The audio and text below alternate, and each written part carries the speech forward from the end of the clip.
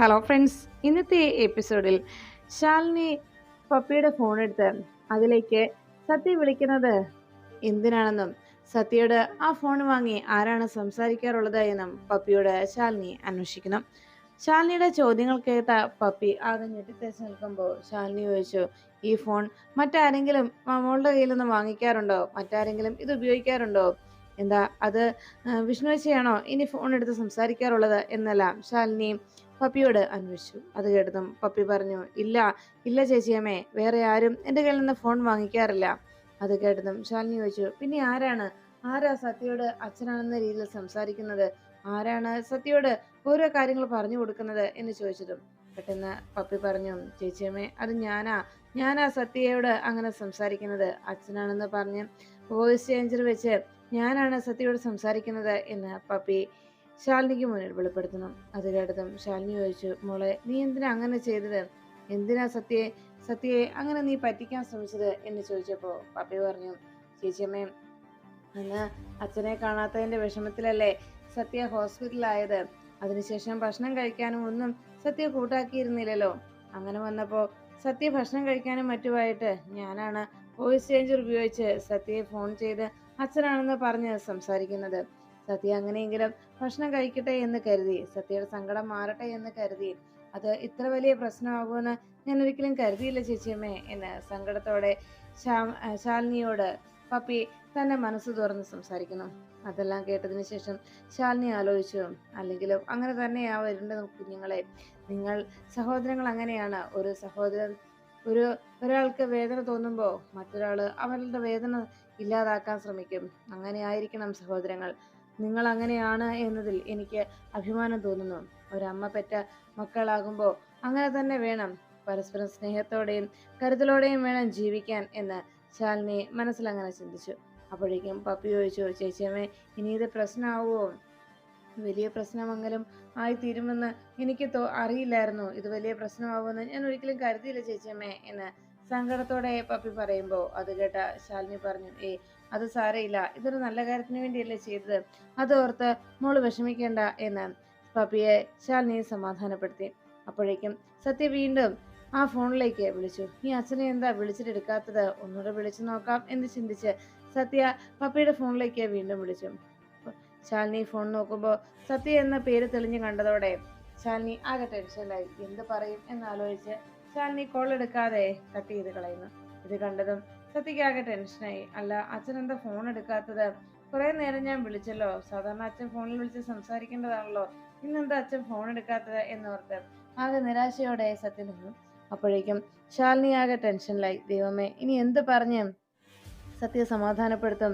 എന്താ ഇനി സത്യയോട് പറയുക എന്നെല്ലാം ഓർത്ത് ശാലിനി ആകെ ടെൻഷൻ അടിച്ച് അങ്ങനെ ഇരിക്കുമ്പോൾ ശാലിനിയുടെ രണ്ടു മക്കളും സത്യയും പപ്പിയും എന്താണ് ഇനി തങ്ങൾക്ക് ലഭിക്കാൻ പോകുന്നതെന്നും തനിക്ക് കിട്ടേണ്ട ഭാഗ്യങ്ങൾ അത് മറ്റൊരാൾ തട്ടിയെടുത്തു എന്ന അഹങ്കാരമോ വേദനയോ ഒന്നും തന്നെ ഇല്ലാതെ പപ്പി ചേച്ചിയമ്മയോട് പറഞ്ഞു, ചേച്ചിയമ്മേ, നമുക്ക് സത്യയുടെ അടുത്തേക്ക് പോകാം. അങ്ങനെ പറഞ്ഞ് അവർ സത്യയെ കാണാനായിട്ട് പോകുന്നു. അതിനുശേഷം ശാലിനിക്ക് സത്യാമ്മ സമ്മാനിച്ച ആ പുടവ ശാരദാമ്മയുടെ സഹായത്തോടെ ശാലിനി ഉടുക്കുന്നു. അവസാനം ശാരദാമ്മ അതിന്റെ പ്ലേറ്റ് എല്ലാം വലിച്ചങ്ങ് നിൽക്കുമ്പോൾ ശാലിനിയുടെ മുഖത്ത് വല്ലാത്ത ടെൻഷൻ കാണുന്നു. അതേ ആശങ്കയും ടെൻഷനും ശാരദാമ്മയുടെ മുഖത്തും ശാലിനി ശ്രദ്ധിച്ചു. ഉടൻ തന്നെ ശാലിനി ചോദിച്ചു, അമ്മ എന്താ ടെൻഷൻ അടിച്ചു നിൽക്കുന്നത്? അമ്മയുടെ മുഖം കണ്ടാൽ അറിയാവല്ലോ, വല്ലാത്ത ടെൻഷൻ ഉണ്ടെന്ന്. അത് കേട്ടതും ശാരദാമ്മ പറഞ്ഞു, അതെ, സത്യാമ്മയുടെ ഈ സ്നേഹപ്രകടനമൊക്കെ കാണുമ്പോൾ എനിക്ക് വല്ലാത്ത ടെൻഷനാണ് തോന്നുന്നത്. മനസ്സ് വല്ലാതെ ആദി പെരുക്കുന്നുണ്ട്. അതോടൊപ്പം തന്നെ എന്റെ ഫലം കണ്ട് തുടിക്കുകയും ചെയ്യുന്നുണ്ട്. എന്തൊക്കെയോ പ്രശ്നം ഉണ്ടാകാൻ പോകുന്നു എന്നാണ് എന്റെ മനസ്സ് പറയുന്നതെന്ന് ശാരദാമ്മ ശാലിനിയോട് അറിയിച്ചു. ആ വാക്കുകൾ കേട്ട ശാലിനി പറഞ്ഞു, അതേ അമ്മേ, നമ്മുടെ എല്ലാവരുടെയും ജീവിതം തകർക്കാനായി ഒരു ഭൂതം ഇറങ്ങി പുറപ്പെട്ടിട്ടുണ്ട്.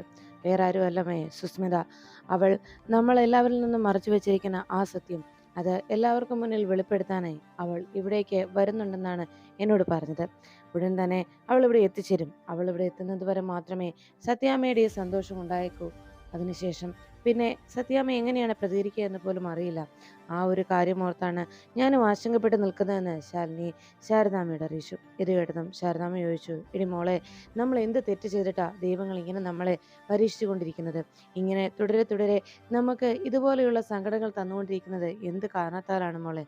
എനിക്കൊന്നും മനസ്സിലാവുന്നില്ല എന്ന് ശാരദാമ്മ വിഷമത്തോടെ ശാലിനിയോട് പറയുന്നു.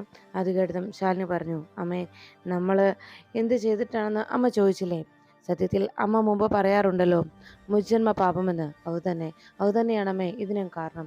നമ്മൾ കഴിഞ്ഞ ജന്മത്തിൽ ചെയ്ത തെറ്റുകളായിരിക്കാം ഈ ജന്മം നമ്മളെ ഇങ്ങനെ തീറ്റിക്കുന്നത് എന്ന് ശാരദാമ്മയോട് പറഞ്ഞുകൊണ്ട് നിൽക്കുമ്പോൾ അവിടേക്ക് സത്യഭാമ എത്തി.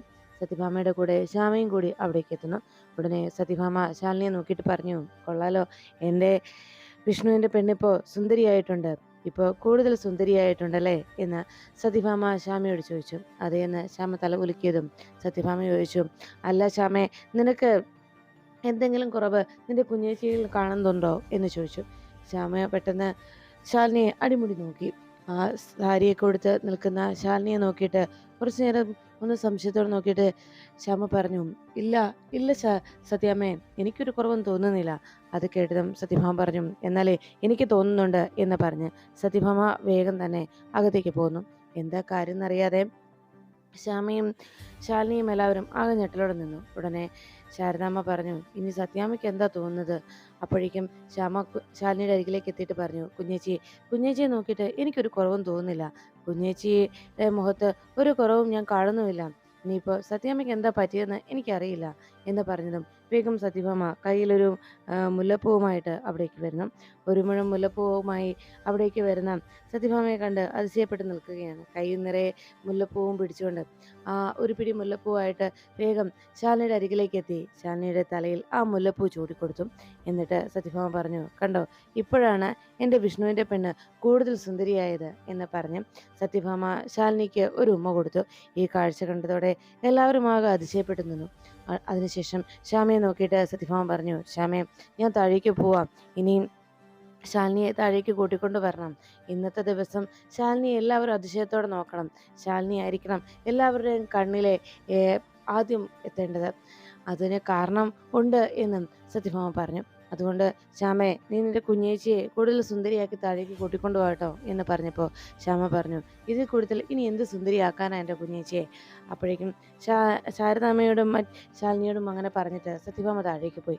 ഈ സമയത്ത് ശ്യാമ വേഗം ശാലിനിയുടെ അരികിലേക്ക് എത്തിയിട്ട് ചോദിച്ചു, കുഞ്ഞേച്ചിയുടെ ഇത്രയൊക്കെ സ്നേഹം ഉണ്ടായിരുന്നോ സത്യാമ്മയ്ക്ക്? സത്യാമ്മ ഇതൊക്കെ എവിടെ ഒളിപ്പിച്ചു വെച്ചിരിക്കുകയായിരുന്നു എന്ന് അതിശയത്തോടെ ശാലിനിയോട് ചോദിച്ചു.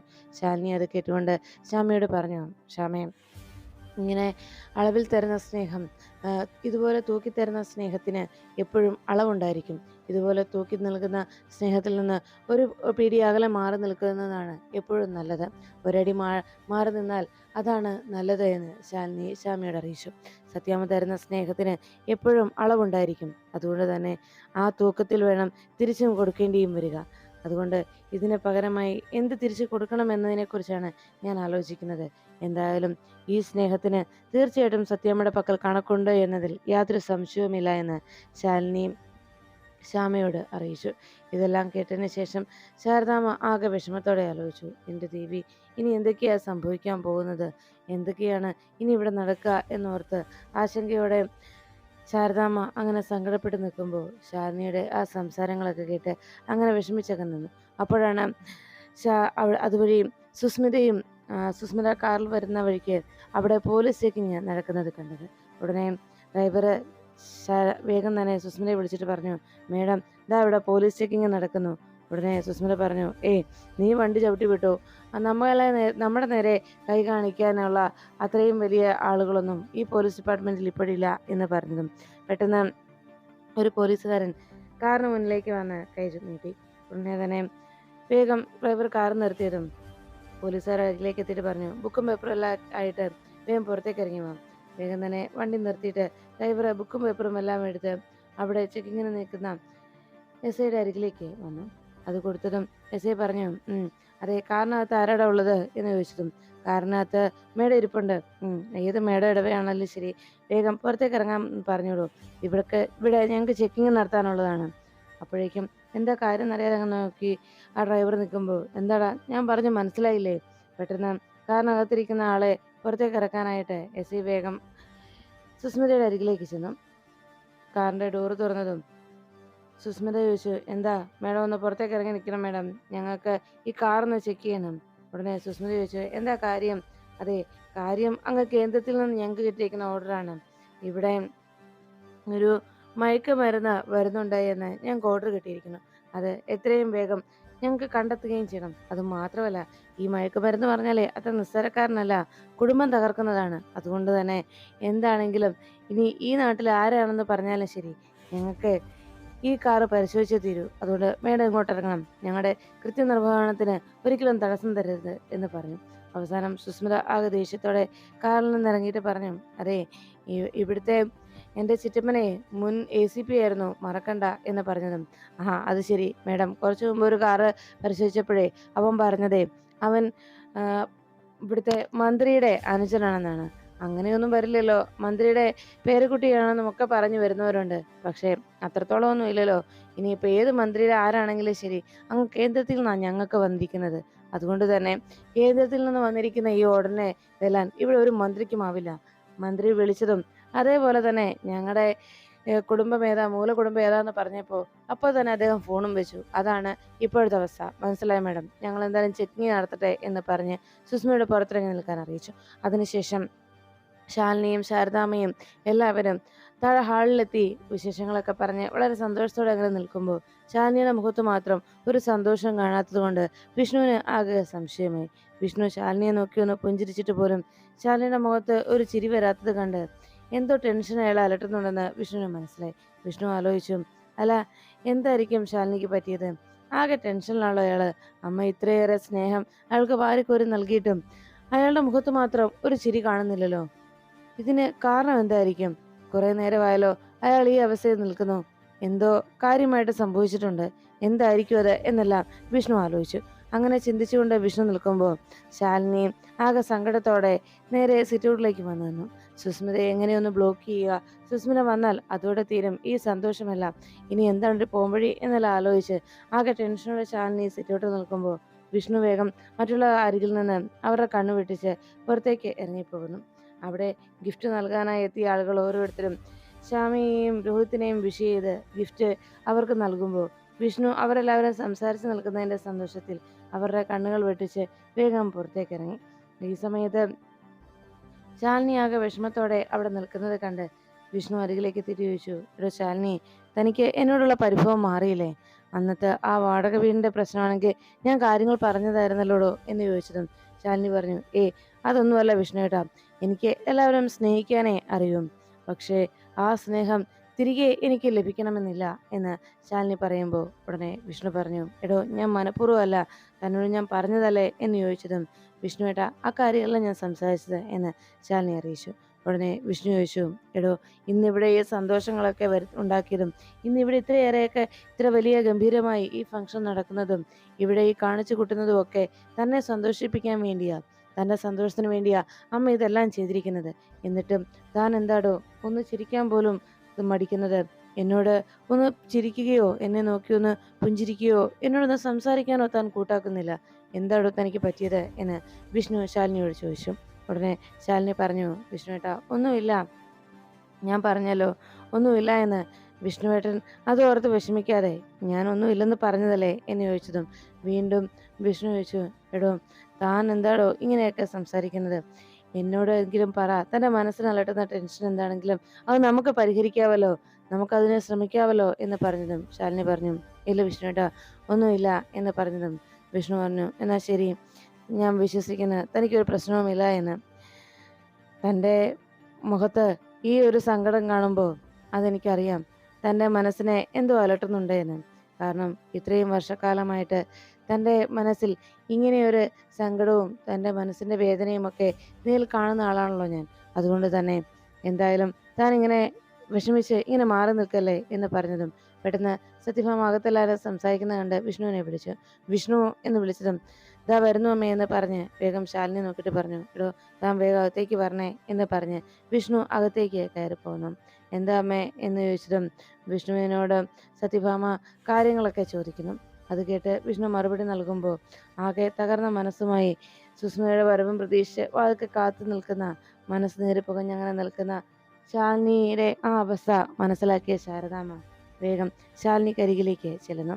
ശാലിനി ആകെ ടെൻഷനോടെ അവിടെ നിൽക്കുന്നത് കാണുമ്പോൾ ശാരദാമ്മ എത്തിയിട്ട് ചോദിച്ചു, "മോളെ, എടി നീ എന്താടി ഇങ്ങനെ മാറി നിൽക്കുന്നത്?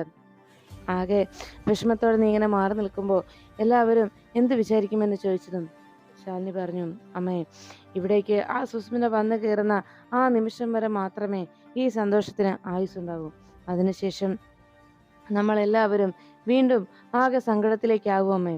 എല്ലാവരും ആ പഴയ അവസ്ഥയിലേക്ക് നമ്മളെത്തും.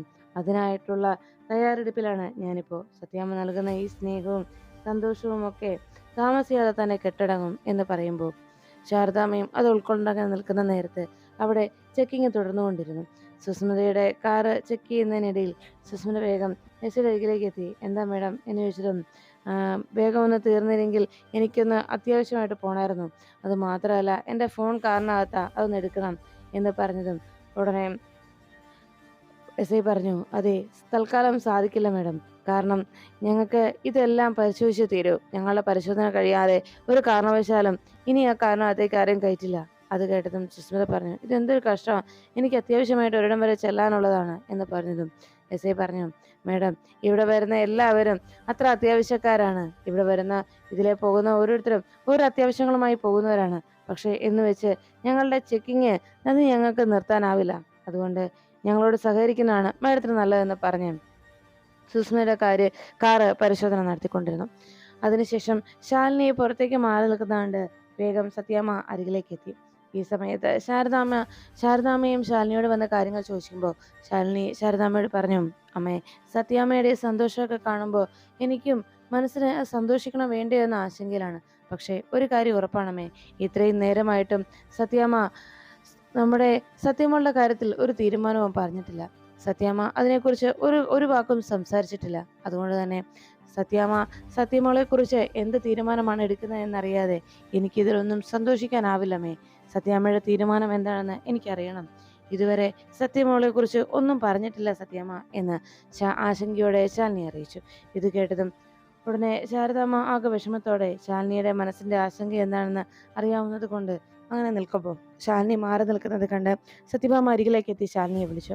"മോളെ ശാലിനി, അകത്തേക്ക് വാ" എന്ന് പറഞ്ഞതും ശാലിനിക്ക് സന്തോഷിക്കാനാകാതെ ആകെ വിഷമത്തോടെ നിൽക്കുന്നത് കണ്ട് സത്യമ്മ പറഞ്ഞു, "എനിക്ക് മനസ്സിലായി മോളെ, നിന്റെ മനസ്സിന്റെ ആശങ്ക എന്താണെന്ന്.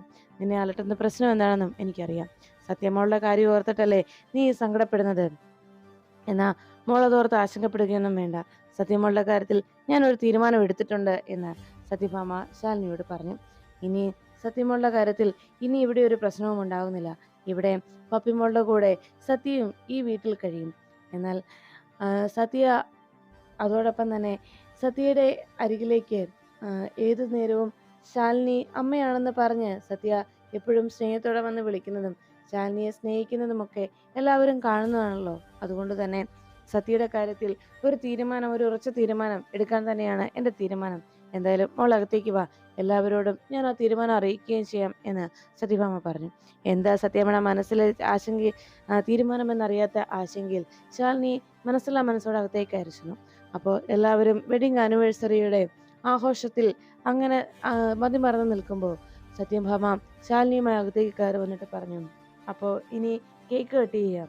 അങ്ങനെ എല്ലാവരും ആ സന്തോഷത്തിൽ ശ്യാമയുടെയും രോഹിത്തിൻ്റെയും വെഡിങ് ആനിവേഴ്സറി ആഘോഷിക്കുന്നതിൻ്റെ കേക്ക് കട്ടിങ് നടന്നു. അതിനുശേഷം സത്യഭാമ പറഞ്ഞു, "ഇനി ഇവിടെ നടക്കുന്ന മറ്റ് പ്രധാനപ്പെട്ട ചടങ്ങാണ്.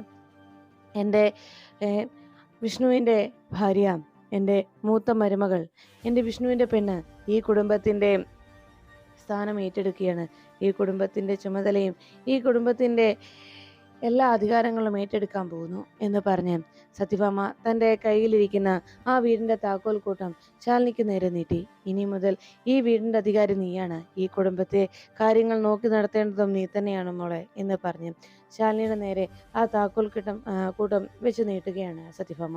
അത് വാങ്ങിക്കാനാകാതെ ശാലിനി അങ്ങനെ നിൽക്കുമ്പോൾ, വാങ്ങിക്കും മോളെ, മനസ്സ് നിറഞ്ഞ സന്തോഷത്തോടെ തന്നെയാണ് ഞാൻ എൻ്റെ വിഷ്ണുവിൻ്റെ പെണ്ണിന് ഇത് സമ്മാനിക്കുന്നത്. അത് കേട്ട് സത്യാമ്മയുടെ ഈ സംസാരവും ആ ഒരു ആഗ്രഹവും ഒക്കെ കേട്ട് എന്ത് പറയണമെന്നറിയാതെ ശാരദാമ്മയും രാഘവൻ നായരും എല്ലാം കണ്ണുകൾ നിറഞ്ഞ്, സന്തോഷത്താൽ കണ്ണുകൾ നിറഞ്ഞ് അങ്ങനെ നിൽക്കുമ്പോൾ, പെട്ടെന്ന് അകത്തേക്ക് കൈയടിച്ചുകൊണ്ട് ഒരാൾ കയറി വരുന്നു. എല്ലാവരും ആ കൈയടി ശബ്ദത്തിലേക്ക് നോക്കുമ്പോൾ സുസ്മിത കൈയടിച്ചുകൊണ്ട് വേഗം അകത്തേക്ക് കയറി വരുന്നത്. സുസ്മിതയുടെ ആ വരവ് കണ്ടതോടെ ശാലിനിയുടെ മനസ്സിൽ ആശങ്കയേറി. ഉടനെ സുസ്മിത കൈയടിച്ചുകൊണ്ട് അകത്തേക്ക് കയറി വന്നിട്ട് പറഞ്ഞു, കൊള്ളാം സത്യാമ്മേ, ഇങ്ങനെ ഒരു കാഴ്ച എന്തായാലും കാണാൻ കഴിഞ്ഞല്ലോ. ഒരിക്കലും ഇതുപോലൊരു കാഴ്ച കാണാൻ സാധിച്ചേക്കില്ല എന്ന് കരുതിയിരുന്നതാണ് ഞാൻ. എന്തായാലും എനിക്ക് ഒത്തിരി സന്തോഷമായി സത്യാമ്മേ എന്ന് പറഞ്ഞ് കൈയടിച്ചുകൊണ്ട് അകത്തേക്ക് കയറി വരുന്ന അരികിലേക്ക് വരുന്ന സുസ്മിതയെ കണ്ട് ഞെട്ടലോടെ എല്ലാവരും നോക്കി. ഉടനെ ശാലിനിയുടെ മുഖത്തെ ആശങ്ക കണ്ടിട്ട് സുസ്മിത പറഞ്ഞു, എൻ്റെ ശാലിനി, നീ വളരെ പതറി നിൽക്കുകയാണല്ലോ. ഇത്രയും വലിയൊരു സന്തോഷം നിന്റെ ജീവിതത്തിൽ ഉണ്ടായിട്ടും, നിന്റെ ഭർത്താവിൻ്റെ അമ്മ അംഗീകരിച്ചിട്ടും എന്താ ശാലിനി നീ സന്തോഷിക്കാത്തത്? എന്തു പറ്റി? നീ ഈ കുടുംബത്തോട് അത്രയ്ക്കും വലിയ എന്തെങ്കിലും വഞ്ചനയോ ചതിയോ കാട്ടിയിട്ടുണ്ടോ ശാലിനി എന്ന് സുസ്മിത ഒന്നും അറിയാത്തതുപോലെ ചോദിക്കുമ്പോൾ ശാലിനി ഞെട്ടലോടെ സുസ്മിതയുടെ മുഖത്തേക്ക് നോക്കുന്നു.